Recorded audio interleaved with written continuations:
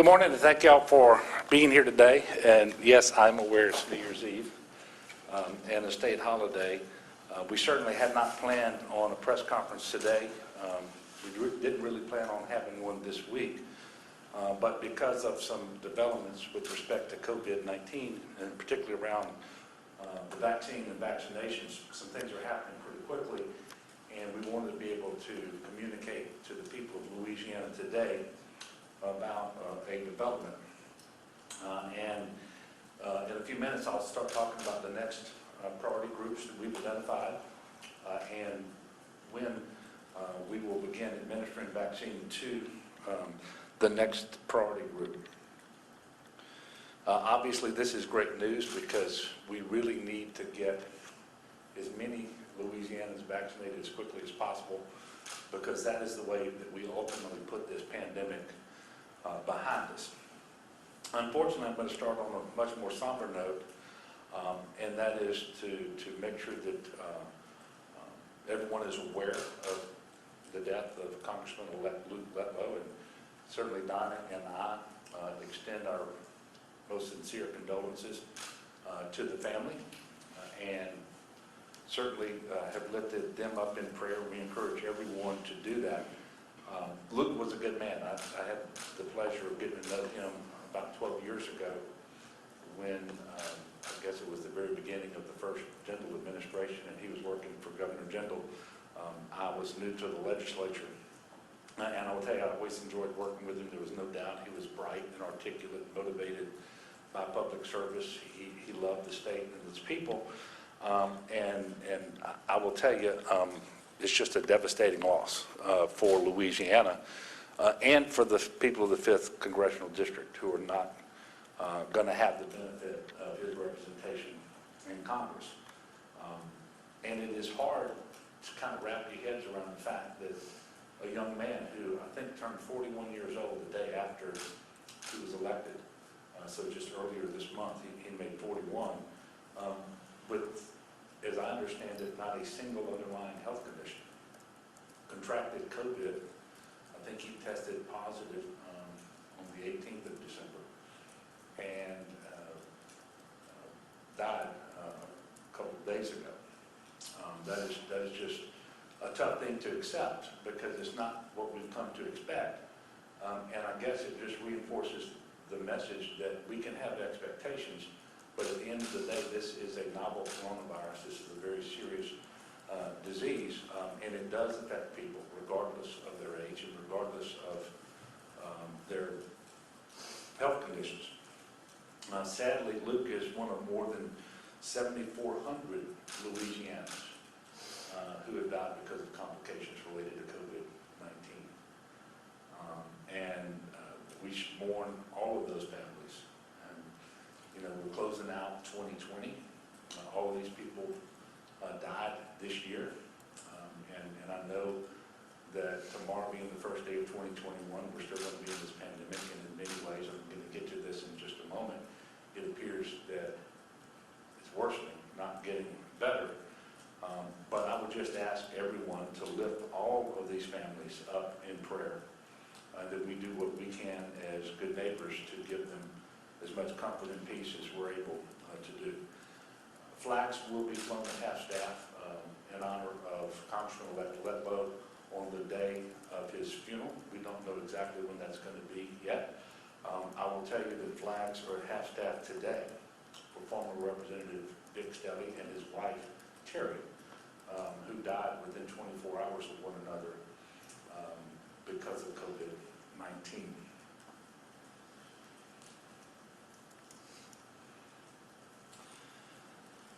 Okay, on a somewhat more, well, actually a much more hopeful note, today on New Year's Eve, we can confirm that we will receive sufficient supply of the Moderna vaccine next week to begin making the vaccine available for additional priority groups here in Louisiana.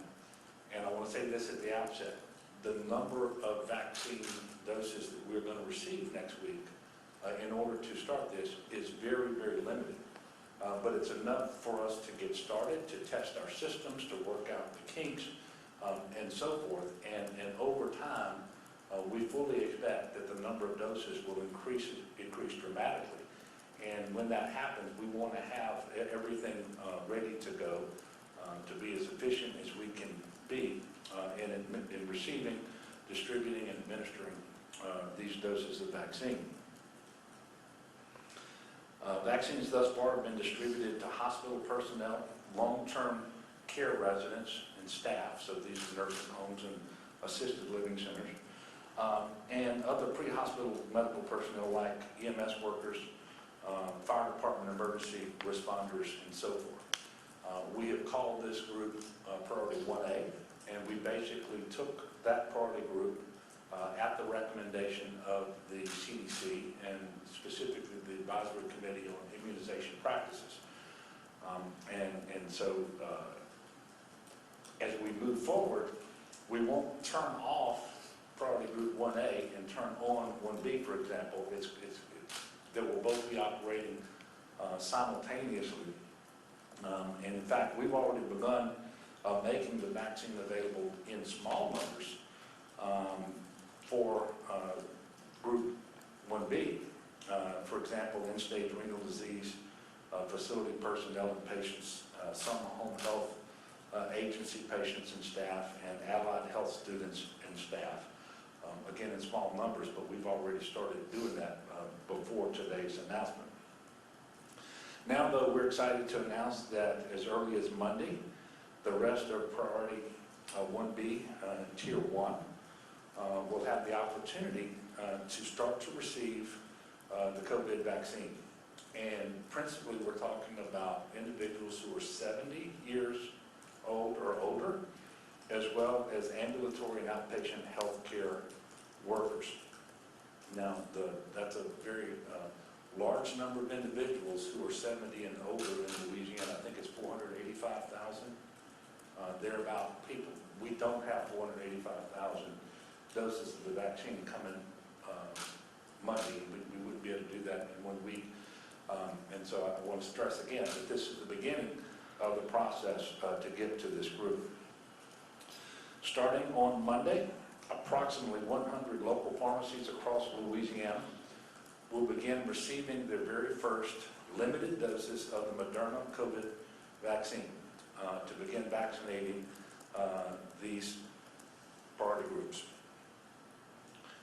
And if you look up here, you can see the Phase 1A population numbers, the Phase 1B population numbers, and you can see who it is that is included.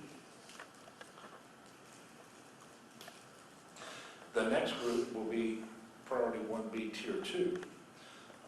It will include many essential workers, frontline essential workers, including teachers, grocery store employees, others who are helping to keep the state functioning. This group is not yet eligible for the vaccine, but I wanted folks to know that they're on deck so that they can sort of get prepared. And I can't tell you yet when we get to them because we literally only know Tuesday of this week how many doses of each vaccine we're going to receive for next week. But as we are able to do it, and it may be that we're announcing, like we are today, that we're going to get to a priority group starting on the following Monday. It's going to happen at some point in the future. I just don't know when that's going to be yet. And quite frankly, it's not possible to know right now. As you can see from the announcements that we've made thus far this morning, we're following as closely as we can with the Advisory Committee on Immunization Practice recommendations here in Louisiana. It's not a big change, but the biggest change that we have made is the recommendation came to us from CDC to start with age group 75 and older. We decided to do that 70 and older here in Louisiana because when you look at the data of who's having the most severe cases of COVID-19, recurrent hospitalizations, and too often ending in death, the clear demarcation in terms of age for Louisiana was 70, not 75. And so we chose that particular age age. And going forward, we're also going to include certain individuals with certain comorbid health conditions earlier than the ACIP recommendation would get to those individuals. And again, that's driven on by the data we have in Louisiana in terms of who's having the most severe cases, who's ending up in the hospital most often, and who it is that's most likely to die from the disease. And that's what we're trying to do. As best we can early on, we want to preserve hospital capacity and we want to save lives. We're also being guided by a sense of equity. We want to make sure that the vaccine is available in an equitable fashion across Louisiana to include traditionally underserved communities, whether they are in urban centers or in rural Louisiana. Again, initially, these doses will be in very limited supply. These supplies will increase over time as the manufacturing capacity ramps up and the distribution system reaches its potential and so forth. The vaccines will be sent to pharmacies who are registered with LINKS. That is the Louisiana Immunization Information System.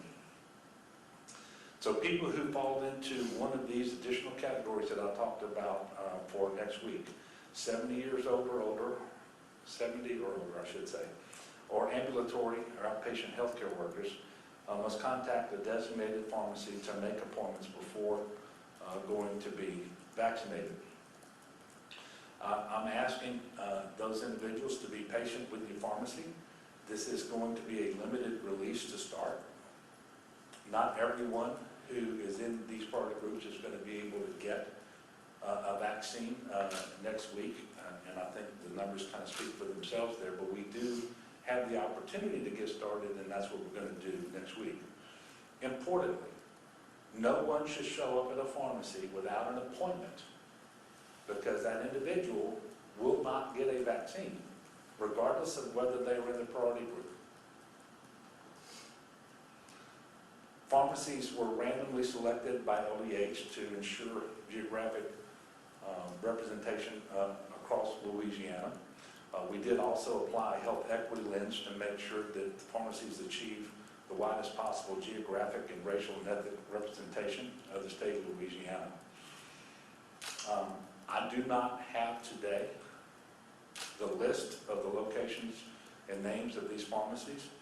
This information will be uploaded and available to the public on the LDH website on Monday, and it'll have the pharmacy name, its location, and its phone number. You can get that information from the coronavirus webpage. It's ldh.la.gov/coronavirus. ldh.la.gov/coronavirus. Again, it will have phone numbers for these pharmacies. You can call and try to schedule an appointment. Again, asking you to be patient, because the vast majority of people obviously are not going to be successful and get an appointment for next week. But we do have to start at some point, and we're able to get this started next week.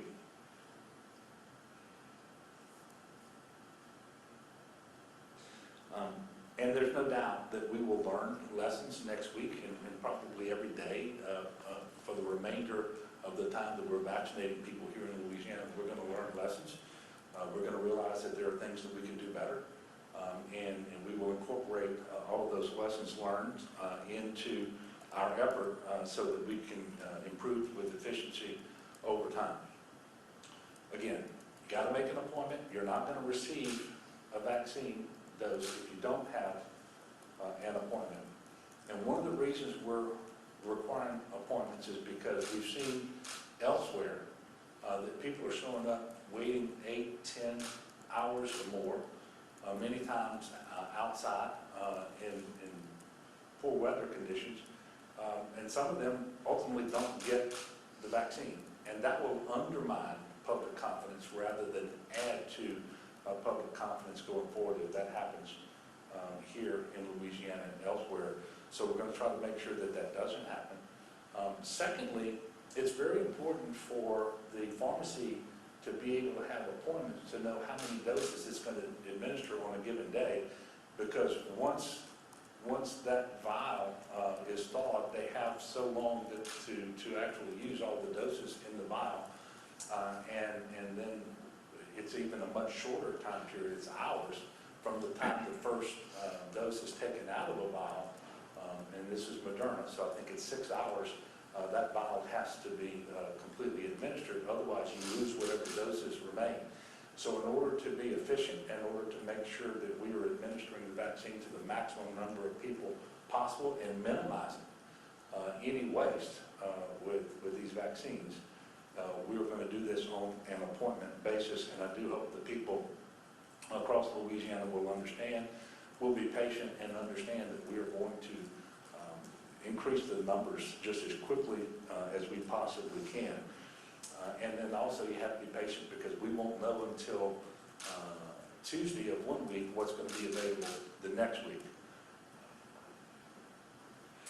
Speaking of next week, we do know that we will receive approximately 28,275 doses of Pfizer vaccine and 27,400 Moderna.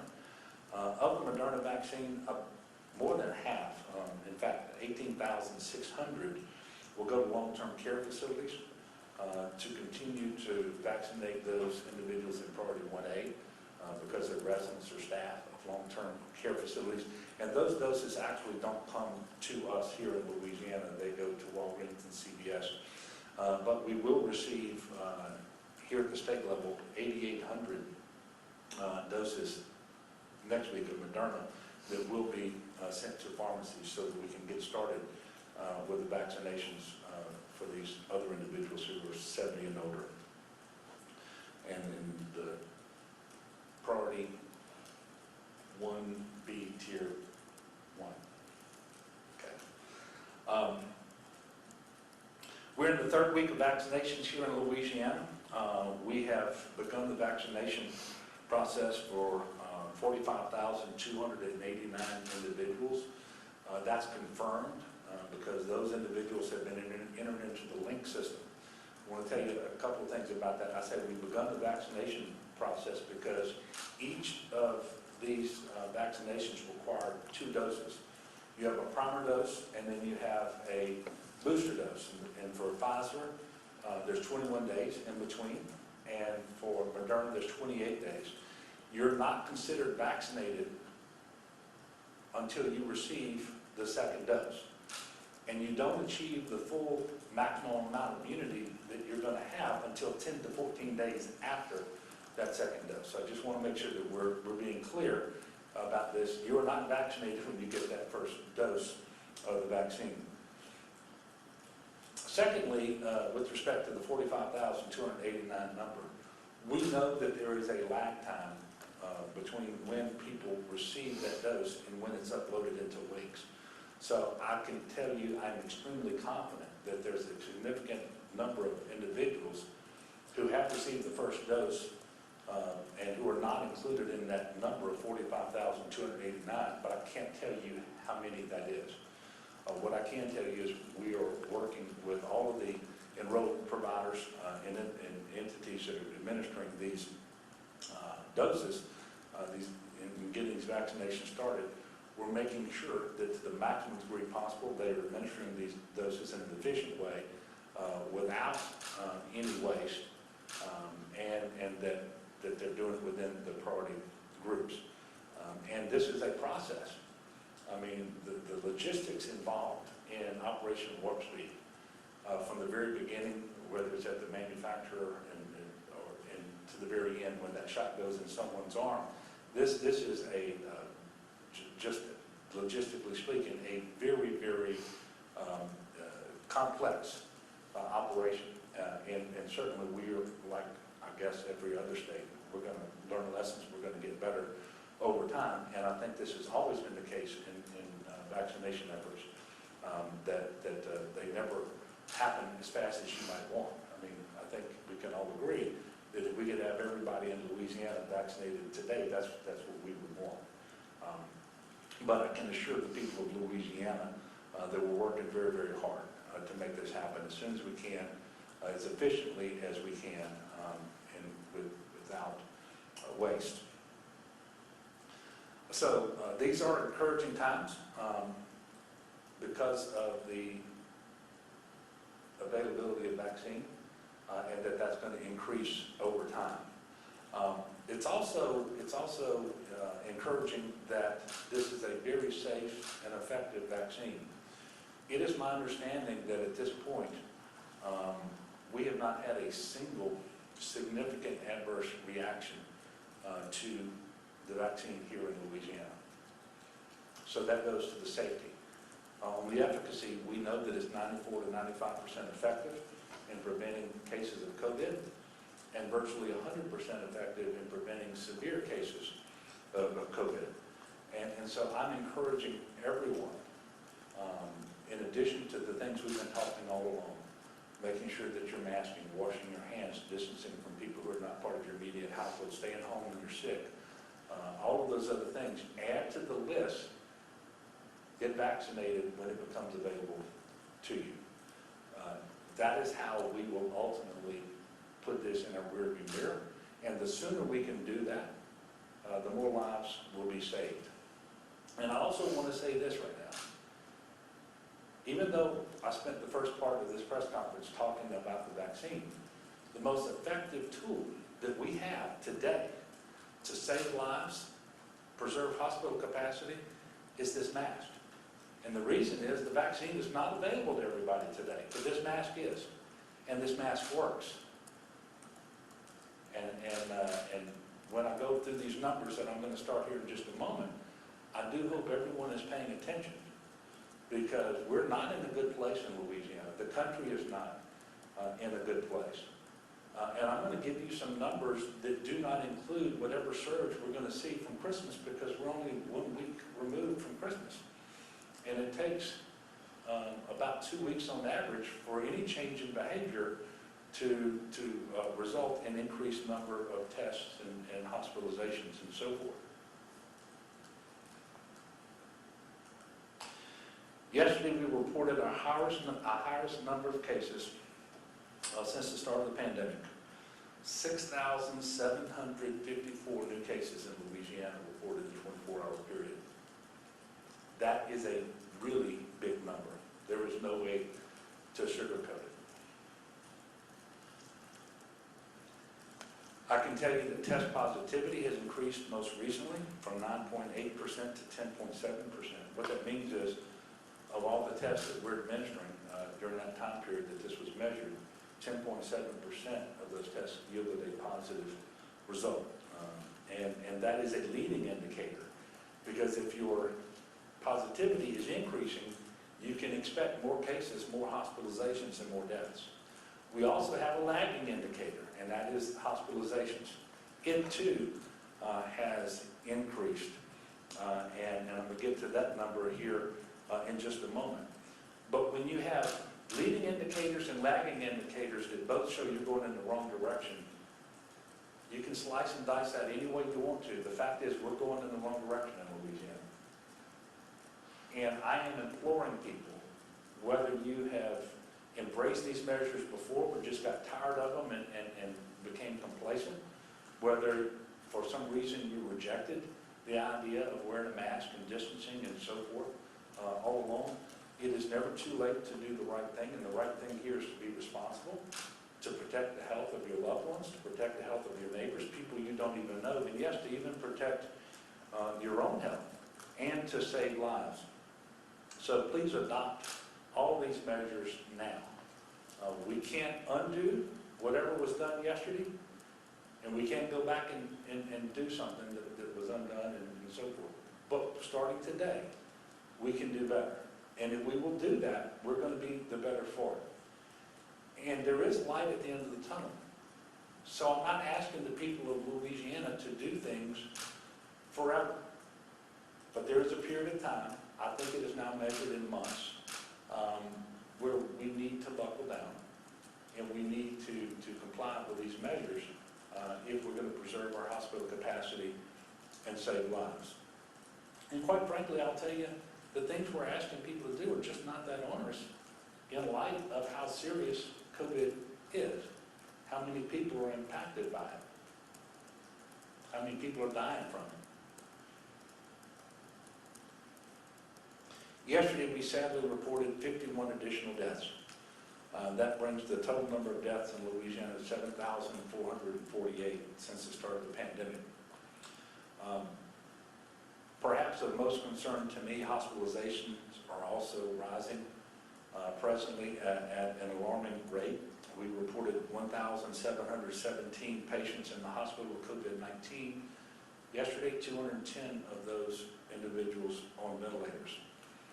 That is a net increase of 186 since Christmas Day. When I say a net increase, you take out the discharges. You're just talking about the people in the hospital on a given day with COVID-19, 186 more since Christmas Day. I will tell you, our testing program has never been more robust than it is right now. 872,000 tests reported in the month of December. That far eclipses any monthly number that we've ever reported, and obviously we have one more day to report for December. But I don't want people to take that number and say, well, you only have additional cases because you're doing more tests. No, we have additional cases because we have more community spread, which is reflected in that increased positivity number. And the hospitalizations and the deaths are ground truth. Those are COVID patients in the hospital. Those are COVID-related deaths. And so none of those numbers are going in the right direction.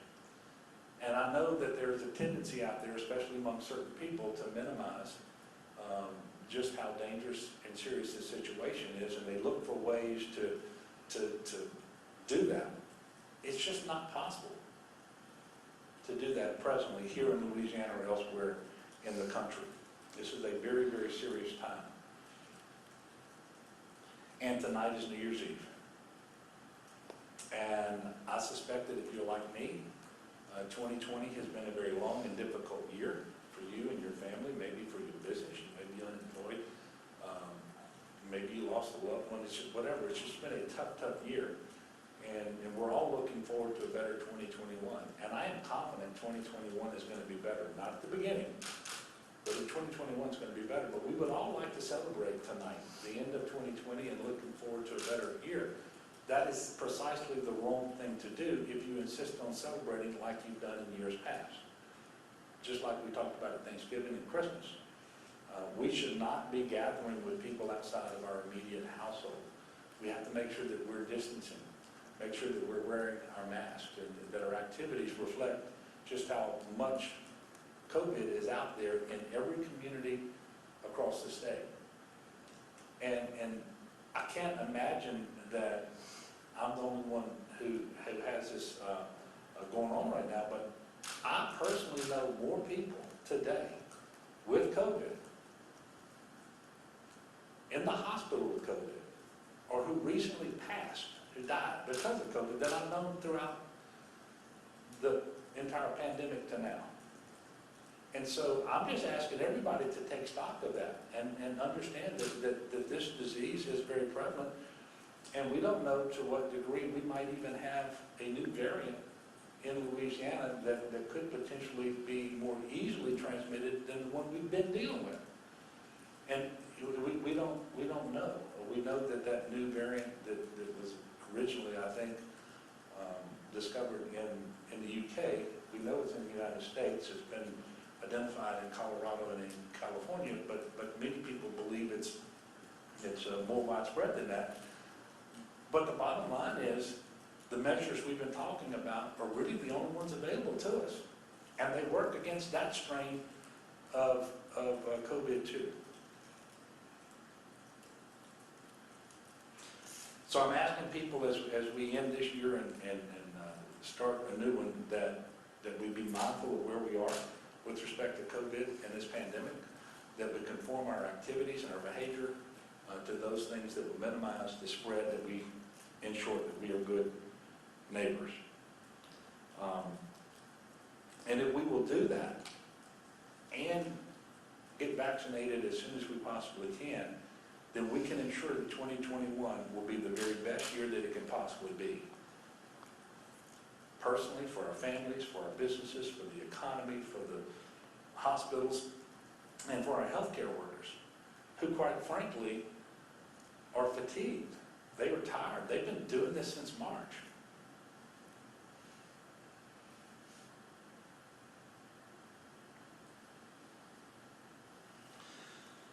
So, I am hopeful. I'm optimistic about 2021, but I'm realistic about where we are right now. I'm asking everybody to be realistic. We just can't lose focus now. In fact, we have to regain focus where we've lost it. Incredibly important. So with that, I will take your questions. I do have Dr. Canner here from the Department of Health, who will be available when you ask that question about our vaccination program that I just can't quite answer. Because this is a big program, not just logistically, but because it intersects with medicine and all the logistical aspects of it, and quite frankly, changes that are occurring over time. So with that, yes, sir. Are you considering additional restrictions or stepping back into a different phase? Well, as I've said from the very beginning, what we're going to do is make sure that we don't lose capacity in our hospitals to render life-saving care to COVID and non-COVID patients alike. And if it becomes necessary to impose more restrictions in order to achieve that, then we're going to do it.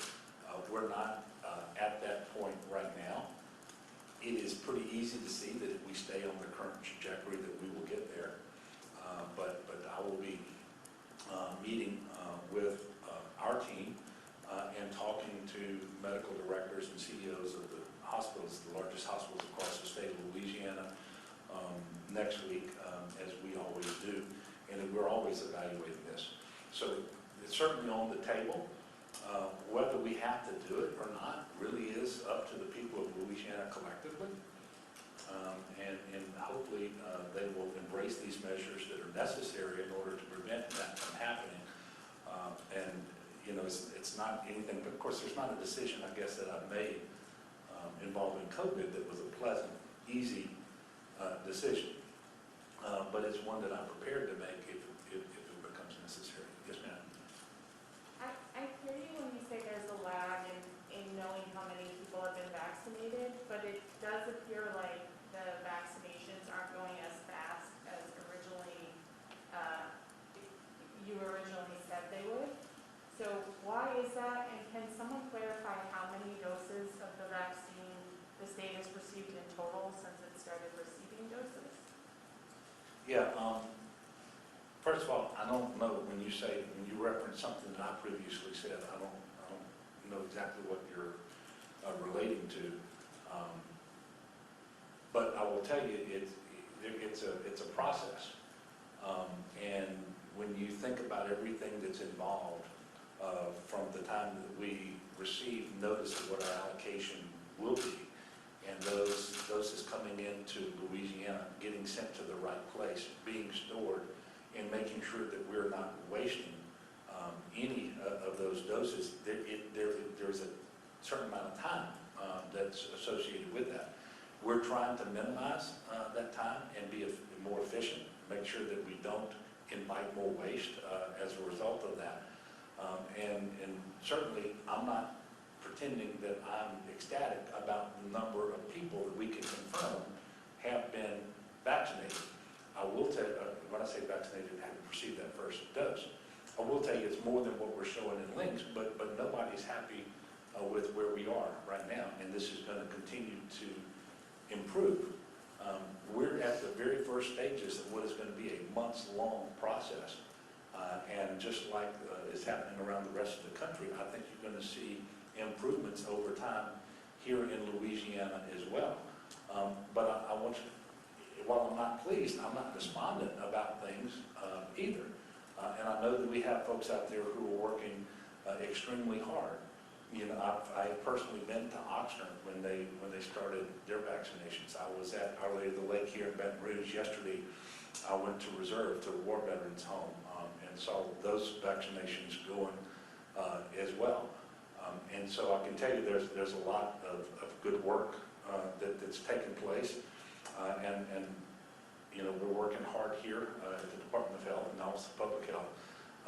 And I'm going to ask Dr. Kenner to come up and expound on your question that I just tried to answer about where we are.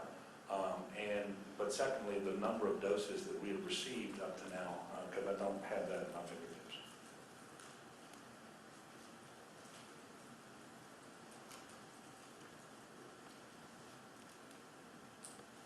Thank you, Governor. So I'll run through the list of what we've kind of received today, what we expect by the end of the week, and talk a little bit more about the process. So the conclusion of this week will be the third week of the vaccination program nationwide, really. At the conclusion of this week, there will have been a total of 350,000 doses, 210,350 doses allocated to Louisiana. Of those, 56,200 are earmarked for the long-term care partnership program, CVS and Walgreens. And as the governor said, those would actually come to Louisiana until those two pharmacies draw them down themselves, so they kind of get earmarked into a separate pie. And then we're going to continue to get more next week. To expand a little bit more on the process, I mean, I think we all wish that the second a plane or a truck of vaccine entering state lines, that it just immediately gets administered into people's arms, but it's just not like that. You know, most of these either go directly to a hospital or come centrally to a staging area, get subdivided, get processed, and then get distributed out to other entities. They take a lot of pains to maintain cold chain for Pfizer, that's ultra cold, which takes a lot of consideration and time. When they get into an end user, say shipped to a hospital or a clinic, they have to be logged, be counted, stored appropriately. Then when it becomes time to use it, they have to be reconstituted and prepared. And to just think about what it's like for a hospital or a clinic, that's the end user here, or the vaccinator. They really don't know how much they're going to receive until sometimes that morning, maybe the night before, because the state doesn't know what we get allocated until a few days before. So at the end of the day, the biggest problem now, or the biggest challenge I should say, is to minimize waste and ensure that no doses go to waste. So a hospital clinic needs to make appointments, and there is a process. So it does take some time from the time a vaccine dose enters the state, or across the state line, so to say, until it actually gets administered into someone's arm, and then, as the governor said, entered into the system and logged into the number that we can report. I'll also add, I'll tell you, and the governor had expressed this on a phone call with hospital leaders a couple of weeks ago. We had never, at any point, I think in the history, asked more of our hospitals in Louisiana than we are right now. We're asking them to create new treatment pathways, for example, for monoclonal antibodies, to weather this storm that this year has been, while their own ranks are getting sick and having to quarantine with COVID and isolate. And they're busier now, as the governor said, than they really ever have been. So it is a process I think we all wish it happened overnight, but I think we're encouraged with the work that's happened so far. So I'm not trying to be combative. I feel like the governor thought I was trying to be combative. I think that there seems to be a difference in expectation from the public about how fast this was going to go and how it's actually going. And I'm just trying to, you did a great job, but I'm just trying to get to the bottom line of like, is it going more slowly than you all thought? And what are the challenges there? The challenges are that it's a complex operation, and we don't have great visibility over what comes week by week. We find out a couple days, 3 or 4 days before, and at the end of the day, the most care has to be given to securing the storage of the doses, ultra cold storage, and it can't happen in a haphazard way because we can't accept any undue loss right now. So for those reasons, it is a little bit of a process. I think the holidays probably made it more complex, as hospitals and clinics probably had some staff that were out on leave during that time. I'm encouraged by the work that's happening. I think the number, the 45,000 number, as the governor said, is an undercount of what actually has been administered. And on top of that, I think that the pace will pick up substantially in the new year and after the hospitals. So I think we all wish it happened faster. I think we're encouraged by the work that's happened. Yes, sir. What underlying health conditions will be prioritized first, and what phase will that, or what tier will that be? So there's a real small select group that's included in what we're going into in the coming week.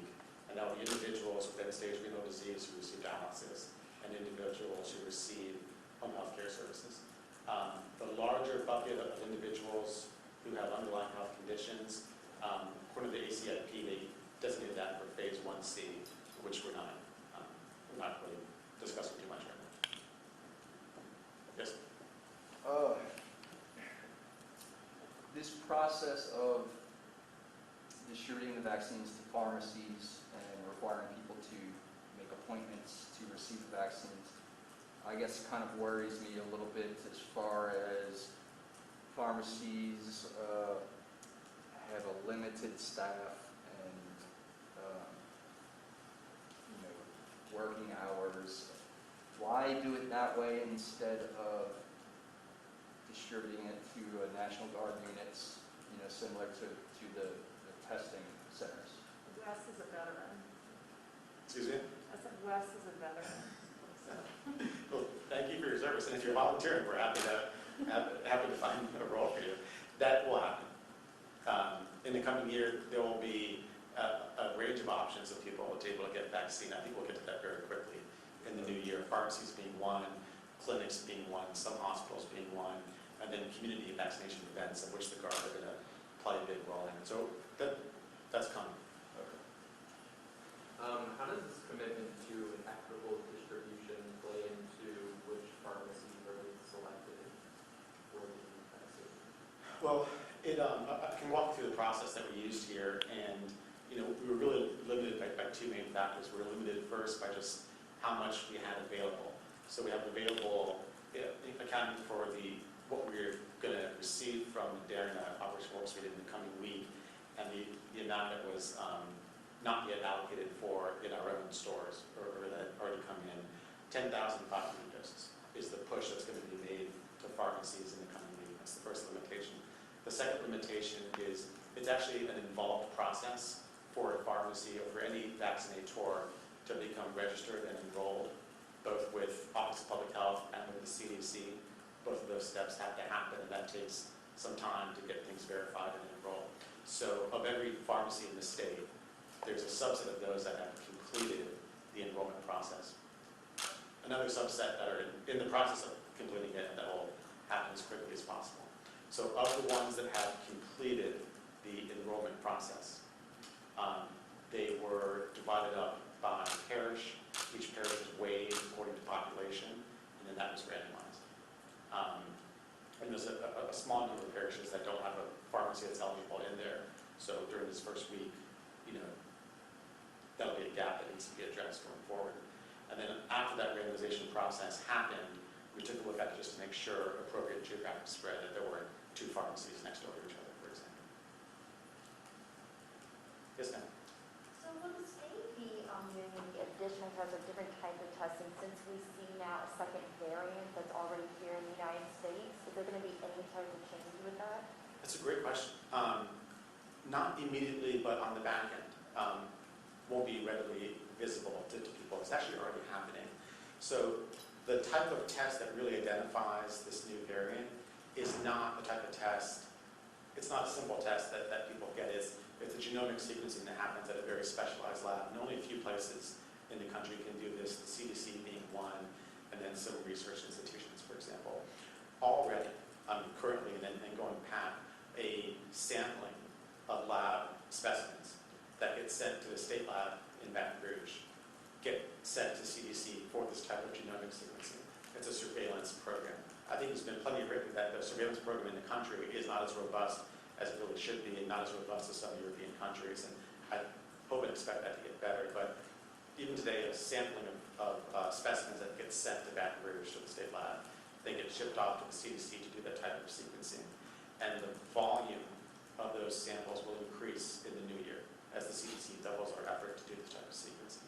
So to date, from Louisiana, none of those samples have shown positive for this new strand, the one that's in London.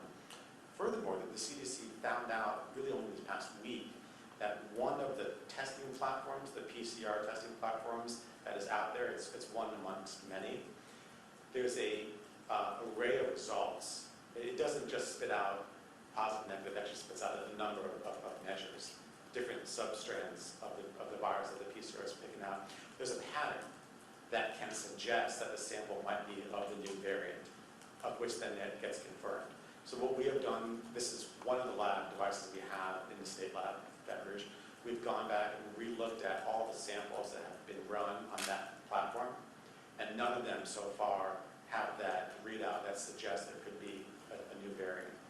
So on one hand, we feel confident at this point in saying that there is nothing to suggest that the new variant has shown in any of the specimens we've looked at. On the other hand, as the governor said, it very well might be. I mean, it was in Colorado before they discovered it. Practically, it doesn't change a whole lot. Certainly doesn't change the propensity of people getting sick. It doesn't change anything people have to do with wearing a mask and distancing. We don't believe at this point that it affects the efficacy of the vaccines. We're very thankful for that. There's a question nationally about whether monoclonal antibody treatments will be less effective against it. That's an unanswered question. The bigger question about the vaccine, we don't think it affects it. Thank you.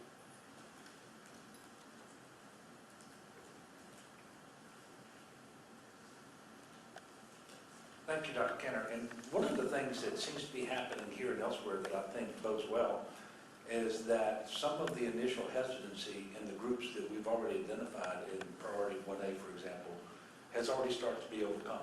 And as more and more doses are administered without adverse reactions or very, very mild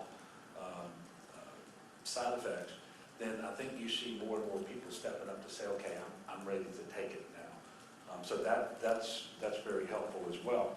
And I do encourage people to understand that this is a safe and effective vaccine, that it is essential that enough individuals take it here in the state and around the country to create that herd immunity that you've been hearing about for so long, so that we can actually put this pandemic behind us. And I think, Dr. Canner, I was told that the number of samples that we will send to the CDC for the sequencing will actually double. It will double right after the first of the year. So I think that's an effort by the federal government to do much more surveillance than we've done in the past, which I think will be important. But while we talk about this new variant potentially being in Louisiana, we don't know, but it may be here. If it is, we believe it to be more easily transmitted. But it doesn't change anything that we're asking people to do. It just makes it more imperative that people do it. If you've got a variant out there that is more easily transmitted, then the way you combat that is to wear your mask, and to distance, and to wash your hands, and to stay home when you're sick. So it just makes it more important that we do the things that we've been talking about. And it's pretty cotton-picking important that we do that regardless, right? We got to do that even if that variant never comes to Louisiana, because of the numbers that we went through today and where we are as a state. Any other questions? Yes, ma'am. Congress has passed and the President has signed a new COVID relief package. I know there are some governors that have been complaining that they don't feel like there's enough money in there for states and local governments. I was wondering if you had any concerns. Well, I do have concerns. First of all, we're very thankful for the relief that is in the package, whether it's relief for businesses, for individuals who are unemployed, the relief that's going to come to our higher education system, our K-12 systems, including private schools, the additional funding that is there for testing and contact tracing and vaccinations, because that's going to be critically important. Because to get back to the question a while ago, we are going to have outside of our pharmacies other entities that we contract with in order to go out and to administer vaccines in some of these underserved areas. But until we knew how much money we had to do it, we couldn't enter into those contracts, and we're doing some of that now. We are going to employ the National Guard. There's a cost associated with that. But fortunately, we were given an extension of the Title 32 so that we're bearing only 25% of the cost of the National Guard, but that is still substantial. And so there's still a lot of things that are happening. It is important that state and local government get, I believe, one more round of assistance, financial assistance. And I'm heartened by the fact that the President-elect has said that what Congress just passed is a intermediate step, that more relief is on the way. And you know, I know that they were talking at one time about $150 to $160 billion total, and it didn't make it into this package. But it would be extremely helpful for the state and for local government to receive this assistance, and then we can, you know, we in Louisiana had a pretty tough year, and even though the federal government is very generous, we haven't yet been approved for 90% on the disasters that we worked this year, including, by the way, the COVID disaster. But we had hurricanes where we're going to be eligible for 90%, but that hasn't happened. And so we have to come up with our share for all of these things. And I will tell you that some more assistance would go a long way. And I'm hopeful that the next Congress and the next administration will be able to work together to find a way to do what it appears to me a clear majority in Congress want to do. They just have to put aside some of the partisan differences and compromise and get it done. Yes? Do you have any plans to get the vaccine yourself in 1B, Tier 2 without being government? I plan to get it as soon as I'm in the priority group that has it available. And so that will happen for me down the road. It won't happen in the next tier group that we talked about today. But at some point, we're going to get to a broader group of first responders, including state level people who manage emergencies, and, you know, people, for example, at the Unified Command Group, that all the state agencies that comprise the Unified Command Group and those members. When we get there, I will get the vaccine, and I'm looking forward to getting it, but I don't believe it would be appropriate for me to get it before we get to that point. And I wish I knew when that would happen, but we only know a few days in advance of how many doses we're going to get.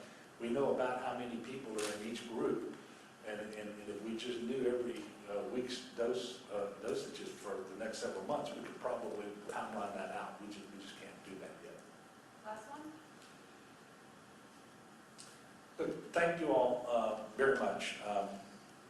This has been a tough and challenging year for our country and for the state of Louisiana. I am certainly mindful of that.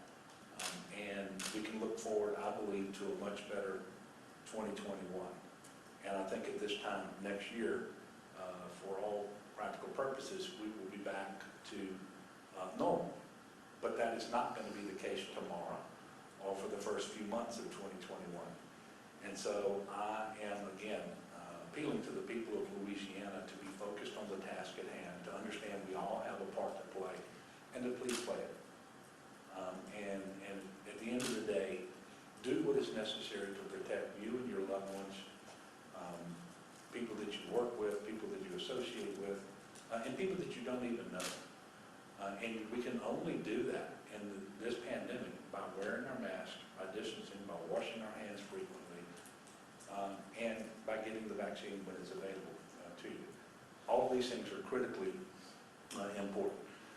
And I'm quite frankly, I'm looking forward to getting this pandemic in our rearview mirror.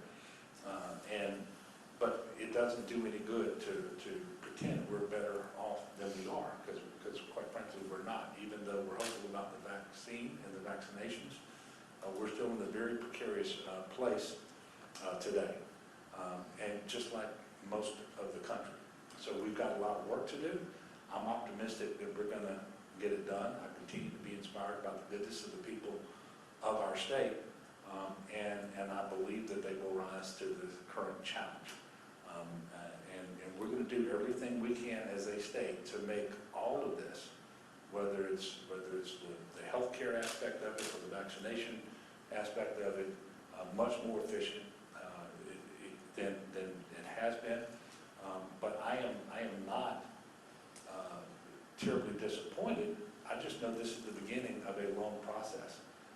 And it's going to improve over time because we have really good public servants working with private sector partners and with everyone who's involved. And while this is the biggest effort we've ever had in vaccinations, it's not the first time we've ever done this.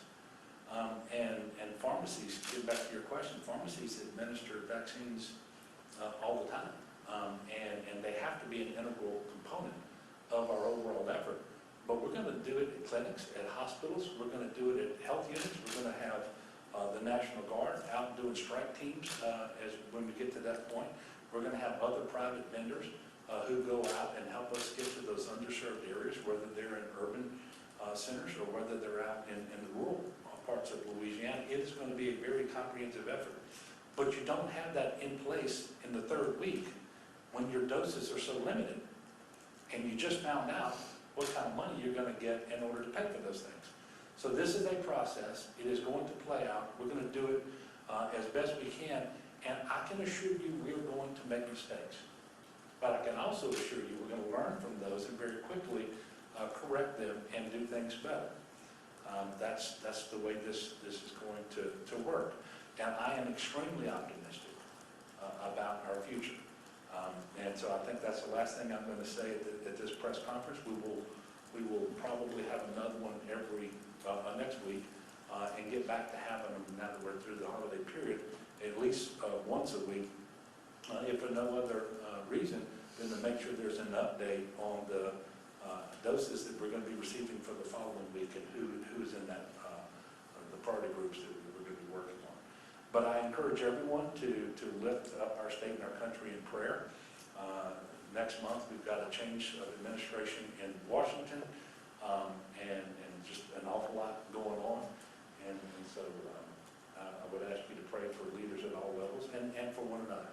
And let's do that.